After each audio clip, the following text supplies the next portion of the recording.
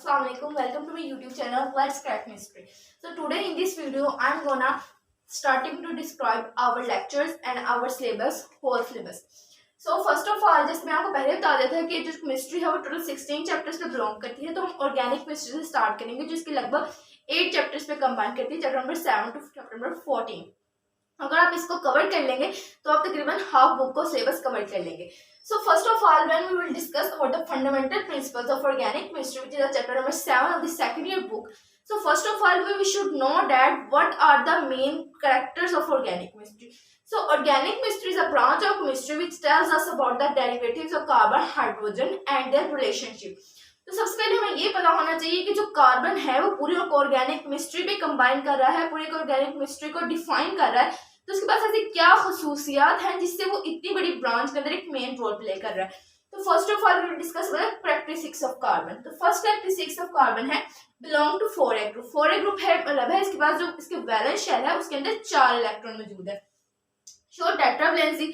Tetravalency का मतलब ये है कि इसकी जो भी वैलेंसी होगी वो 4+ होगी या 4 नेगेटिव होगी या शेयरिंग से शो करेगा। It's a non metal. Non metal का मतलब है कि ये इसके पास ऐसी प्रॉपर्टीज है जो इसको नॉन मेटल कैरेक्टर देती हैं।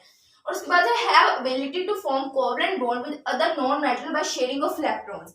ये जो कार्बन है ये बिल्कुल intermediate of the periodic table है। इसकी जो वैलेंस शेल है उसके अंदर 4 इलेक्ट्रॉन मौजूद है। अगर इसके पास 4 से कम इलेक्ट्रॉन हो, जैसे 3 होते, 2 होते या 1 होता, तो वो उन इलेक्ट्रॉन को रिमूव करता और रिमूव करने के बाद एक कीटाइन में जाता और किसी और एनाइन से अपना रिएक्शन कंप्लीट कर लेता। और इसी तरह अगर इसकी 4 से ज्यादा इलेक्ट्रॉन्स होते, जैसे 5, 6, 7 इलेक्ट्रॉन्स होते, तो ये कोशिश करता कि उन इलेक्ट्रॉन्स को जो इसके पास कम है उनको गेन करे ताकि अपने ऑक्टेट या डुप्लीकेट को कंप्लीट कर सके। लेकिन जो ये कार्बन एटम है ये बहुत इंटरमीडिएट है, बीच में है, इसके पास 4 इलेक्ट्रॉन है, ना इसके पास टेंडेंसी है कि ये लूज करे, ना इसके पास टेंडेंसी है ये गेन करे, तो ये इंटरमीडिएट बीच में आगे फॉल करता है। बीच में आगे फॉल करने की वजह से ये कोशिश करता है कि शेयरिंग ऑफ इलेक्ट्रॉन्स करे, मतलब कि जो अपने इलेक्ट्रॉन्स हैं उनको दूसरे एटम के इलेक्ट्रॉन्स के साथ शेयर करे और अपने ऑक्टेट को सिंपली कंप्लीट कर ले कोवलेंट बॉन्ड के जरिए से, जो कि है शेयरिंग ऑफ इलेक्ट्रॉन्स। तो इसी तरह शो ऑफ कैटिनेशन। कैटिनेशन का मतलब है कि formation of rings chains with itself और विद अदर एटम्स। जैसे कि जो 4a ग्रुप है उसमें तमाम की तमाम एलिमेंट्स जो है वो कैटिनेशन को शो कर रहे हैं, लेकिन जो कार्बन है उनमें सबसे ज्यादा कैटिनेशन शो करता है। इसकी वजह है कि ये ऑर्गेनिक केमिस्ट्री का मेन फंडामेंटल कंपोनेंट है जो कि पूरी ऑर्गेनिक केमिस्ट्री की ब्रांच को कंबाइन करके अपने अंदर एक पूरा स्ट्रक्चर रख के बैठा हुआ है। उसके बाद उसका ल्यूइस फार्मूला है, उसमें आप देख सकते हैं कि जो एक कार्बन है उसके इर्द गिर्द 4 इलेक्ट्रॉन है। उन 4 इलेक्ट्रॉन को आप डॉट के जरिए भी शो कर सकते हैं, आप क्रॉस के जरिए भी शो कर सकते हैं। अब एग्जाम्पल के तौर पे एक स्ट्रक्चर ले लेते हैं जिसमें ये कार्बन है, इसके इर्द गिर्द इसके 4 इलेक्ट्रॉन है। अब ये जो इसके 4 इलेक्ट्रॉन है ये कोशिश करेंगे किसी और एटम के साथ शेयरिंग करके अपने ऑक्टेट को कंप्लीट कर ले। तो हम यहाँ पे ले लेते हैं हाइड्रोजन, जो कि एक और नॉन मेटल जो फर्स्ट एक ग्रुप से बिलोंग करता है। इस तरह हर एक हाइड्रोजन आके इसके साथ जब रिएक्ट कर जाएगा तो इसकी वैलेंसी कंप्लीट हो चुकी है। अब आप देख सकते हैं इसके आउटर मोस्ट शेल में 1, 2, 3, 4, 5, 6, 7, 8 इलेक्ट्रॉन कंप्लीट हो गए, ये अपना ऑक्टेट रूल कंप्लीट कर चुका है, नोबेल गैस इलेक्ट्रॉनिक कॉन्फ़िगरेशन हासिल कर चुके हैं। इसी तरह जो हाइड्रोजन है वो एक नॉन मेटल है, उसके पास एक इलेक्ट्रॉन था। इसी तरह जब उसने कार्बन से एक इलेक्ट्रॉन ले लिया तो उसने अपना डुप्लीकेट रूल कंप्लीट कर लिया और उसने भी हीलियम की नोबेल गैस इलेक्ट्रॉनिक कॉन्फ़िगरेशन हासिल कर ली है। तो ये बहुत स्टेबल स्ट्रक्चर बन चुका है जो कि है मीथेन, जो अल्केन फैमिली से बिलोंग करता है। ठीक है, अब ये कैरेक्टरिस्टिक्स, स्पेसिफिक कैरेक्टरिस्टिक्स है जो कार्बन के अंदर मौजूद है तमाम पीरियोडिक टेबल के अदर एलिमेंट्स से, जो इसको बहुत स्पेसिफाई कर देती हैं कि आप इसने पूरी ऑर्गेनिक केमिस्ट्री अपने अंदर समा के रखी हुई है। तो जो आज के टॉपिक में हम कैरेक्टरिस्टिक्स ऑफ कार्बन के बाद जानेंगे historical background of organic chemistry के, ऑर्गेनिक केमिस्ट्री और इनऑर्गेनिक केमिस्ट्री की फील्ड में कैसे ग्रो अप की, उनकी वजह क्या थी और रिजल्ट्स क्या बने थे। तो जो मोर देन 200 ईयर्स अगो, जो आज हम जिस सेंचुरी में रह रहे हैं उससे 200 साल पहले की बात है, जो अर्ली केमिस्ट थे वो इस बात को बिल्कुल नहीं समझ पा रहे थे कि ऑर्गेनिक और इनऑर्गेनिक कंपाउंड को सिंपली कैसे हम लोग सेपरेट कर सकते हैं, उनके अंदर डिफरेंशिएशन या क्लासिफिकेशन करने की वजह क्या रख सकते हैं।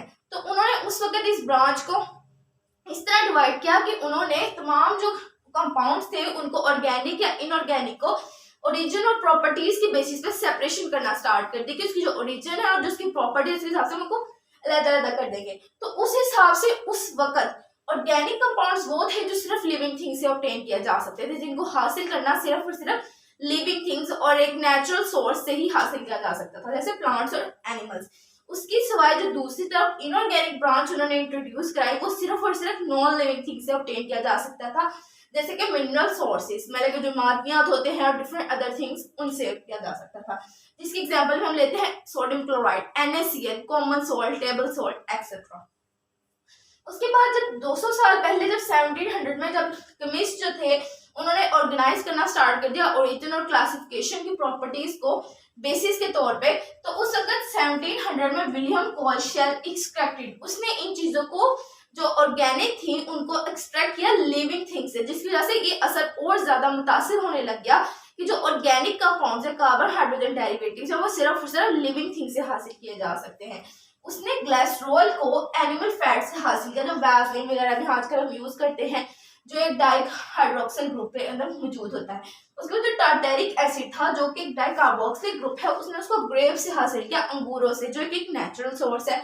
उसके बाद लैक्टिक एसिड, जो हमारे दूध में पाया जाता है, जो हमारे बोन्स के अंदर पाया जाता है, जो हमारे मसल्स के अंदर पाया जाता है, जो हमें ताकत देते हैं, उसको उसने सोर में खट्टे दूध से, फटा हुआ दूध जो बासी हो चुका था उस दूध से हासिल किया।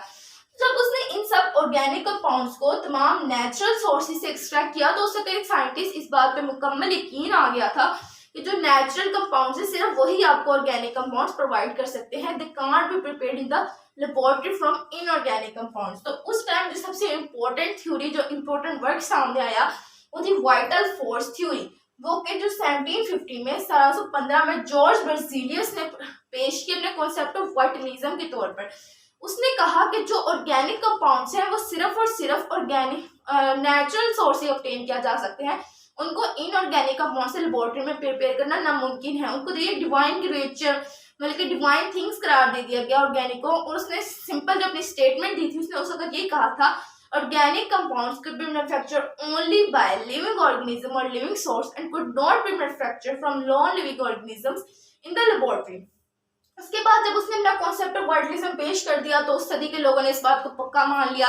ये एक थ्योरी बहुत ज्यादा अपर लेवल पे चलेगी कि जो ऑर्गेनिक कंपाउंड्स है उनको सिर्फ नेचुरली तौर पे प्रिपेयर किया जा सकता है, वो इनऑर्गेनिक तरीके से या लेबोरेटरी के अंदर प्रिपेयर नहीं हो सकते। तो जो जॉर्ज बर्जीलियस था, उसने अपना ये काम जो वाइटल फोर्स थ्योरी था उस पर और एक्सपेरिमेंट और इन्वेस्टिगेशंस करने के लिए अपने स्टूडेंट फ्रेडरिक वॉलर को ये काम सौंप दिया अपने बाद, कि अब वो इसको देखेगा कि इसको मैं कैसे आगे हल करूं, या ये थ्योरी बिल्कुल सही साबित है, इसमें चेंजेस आ सकती हैं अभी भी। तो जो फ्रेडरिक वॉलर था, उसने अपने काम को वॉलर्स वर्क के तौर पर 1828 में शाया किया, जिसमें उसने इस बात को वाज़ेह करार दे दिया कि जो वाइटल फोर्स थ्योरी है वो बिल्कुल रिजेक्शन के तौर पर बनाई गई है, क्योंकि उस वक्त के साइंटिस्ट को इस बारे में मालूम नहीं था। फ्रेडरिक वॉलर ने जब इस वॉलर्स वर्क पेश किया, तो उसने ऑब्टेन किया यूरिया, जो कि ऑर्गेनिक कंपाउंड है, यूराइन ऑफ मैमल्स में पाया जाता है, और ये यूरिन के तौर तमाम मैमल्स के यूरिन में मौजूद होता है, जो उसके सोर्स है रिमूवल ऑफ सॉल्ट्स एक्सट्रैक्शन के तौर पे यूटिलाइज हो रहा होता है। जब हमारी बॉडी से सॉल्ट्स रिमूव होते हैं हमारी किडनीज के जरिए, तो जो उसमें मेन कंपाउंड होता है वो यूरिया होता है। तो उसने इस कंपाउंड को प्रिपेयर किया अपनी लेबोरेटरी के अंदर फ्रॉम अमोनियम साइनेट कंपाउंड था, जो कि एक नॉन मिनरल ओरिजिन था। मतलब कि उसने जब फाइंड किया कि हम एक यूरिया जो कि NH2CO है, जो एक ऑर्गेनिक कंपाउंड है, उसको मैं बना सकता हूँ अमोनियम साइनाइड से, जो कि एक इनऑर्गेनिक कंपाउंड है, मिनरल ओरिजिन का, वो भी लेबोरेटरी के अंदर। तो उसने फौरन अपना वर्क शाया किया और इस बात को वाज़ेह कर दिया कि जो वाइटल फोर्स थ्योरी है वो गलत थी, और rejection of vital force theory present कर दी।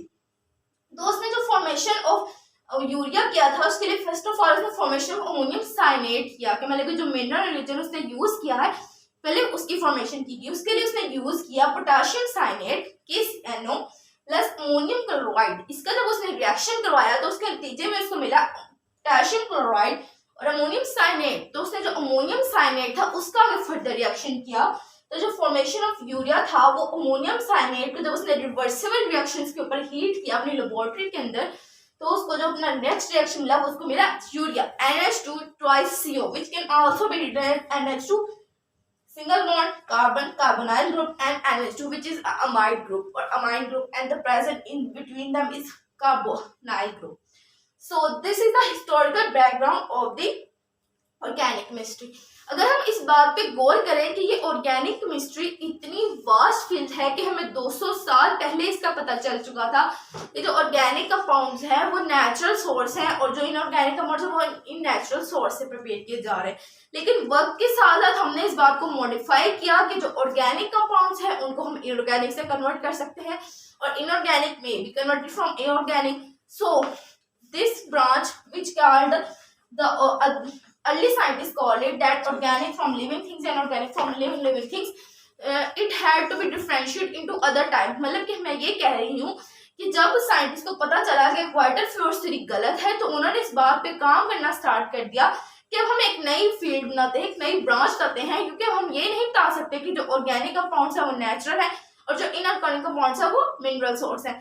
तो इसके बाद उन्होंने नई थ्योरीज पेश करना स्टार्ट कर दी। उस जो नेचुरल सबसे मॉडर्न थ्योरी पेश की गई उसमें इस बात पे फोकस किया गया जो ऑर्गेनिक कंपाउंड्स है वो हाइड्रोकार्बन्स होते हैं, जिसमें derivatives of compound of carbon और हाइड्रोजन मौजूद होता है, जिससे आगे ऑर्गेनिक कंपाउंड्स की डिफरेंट फील्ड्स ओरिजिनेट होती हैं।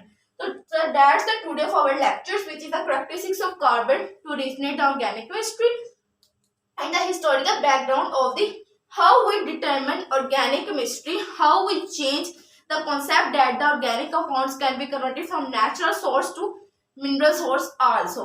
So that's for it the video. If you like it, please share it, subscribe it. Thank you so much.